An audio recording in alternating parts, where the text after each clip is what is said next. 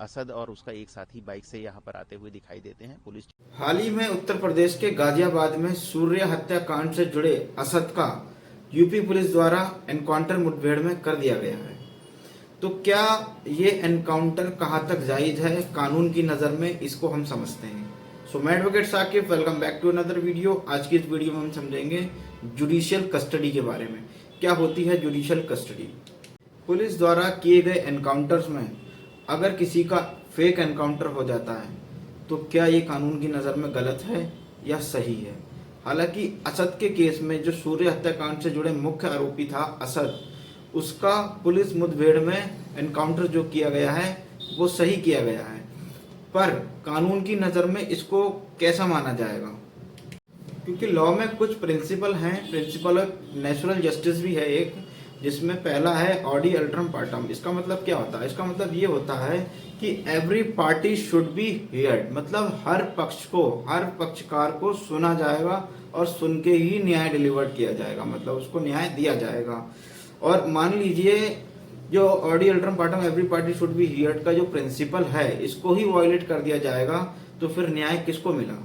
न्याय तो उसको ही मिला जिसने कंप्लेंट दर्ज कराई, चाहे इसको सही मिला हो चाहे गलत मिला हो।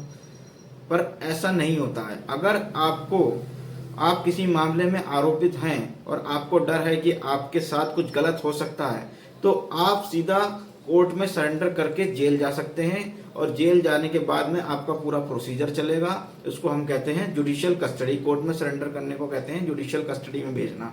मतलब मजिस्ट्रेट आपको वहां से सीधा जुडिशियल कस्टडी मतलब जेल भेज देगा। वहां से आपका पूरे मुकदमे का ट्रायल वगैरह सारी चीजें चलती रहेंगी और उसके साथ साथ आपको उसमें क्या कहते हैं बेल पाने का भी अधिकार होगा एक टाइम पर आकर। अगर आपके खिलाफ में संगीन अपराध है, संगीन धाराओं में आप क्या कहते हैं आरोपित हैं, एक्यूज्ड हैं, तो आपको कुछ टाइम बाद बेल मिल सकती है। तो जो मेनली पर्पस मेरा कहने का ये है कि अगर आपके खिलाफ कोई भी संगीन धाराओं में, किसी भी संगीन धाराओं में अगर मुकदमा पंजीकृत है और पुलिस आपको ढूंढ रही है, तो आप सीधा जुडिशियल कस्टडी जा सकते हैं।